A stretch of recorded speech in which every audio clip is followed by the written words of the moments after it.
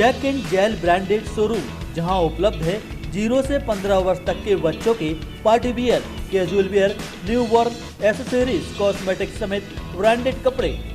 तो संपर्क करें Jack and Jill, cantt shopping mall, civil line, सागर।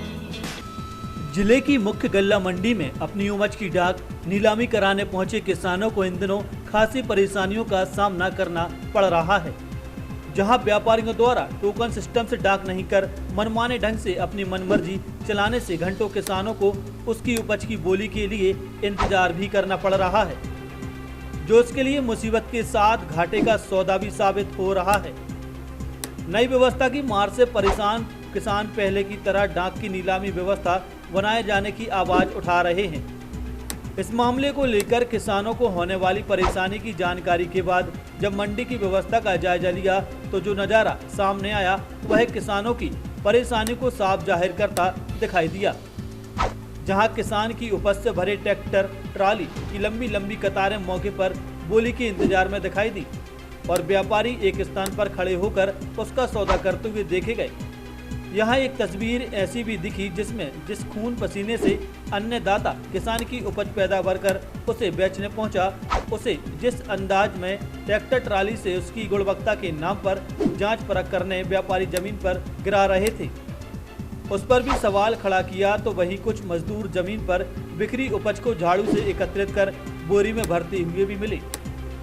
जब नई व्यवस्था और इस मामले को लेकर किसानों से जानकारी ली तो यहाँ डाक नीलामी के नाम पर व्यापारियों और मंडी प्रशासन की साठ-गांठ से चल रहा एक नया खेल भी सामने आया, जिसमें हर ट्राली से ऐसे ही किसान की उपज जांच के नाम पर निकालकर उसे चूना लगाकर एक बड़ा भ्रष्टाचार किए जाने की बात सामने आई। इनके अलावा कोरोना काल का हवाला देकर व्यापारियों ने अपनी सुविधा के नाम पर जो व्यवस्था बनाई उससे भी किसान संतुष्ट नजर नहीं आए।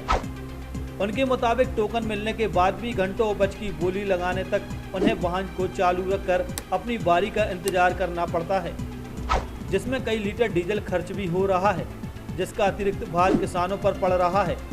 जबकि पहले किसान टोकन के हिसाब से उपज का वाहन खड़ा कर देता था, जहां व्यापारी यथास्थान पहुंचकर उसकी बोली लगाता था, पर अब संक्रमण का खतरा बताकर एक स्थान पर खड़े होकर बोली लगा रहे, जो मुसीबत का कारण है।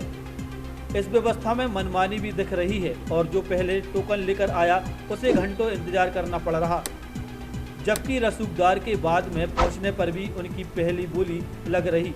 किसान इस नई व्यवस्था से संतुष्ट नहीं है और पहले की तरह व्यवस्था बनाए जाने की मांग कर रहे हैं, जिसके लिए उन्होंने व्यापारी सहित मंडी प्रशासन से भी गुहार लगाई, पर उनकी कोई सुनने वाला नहीं।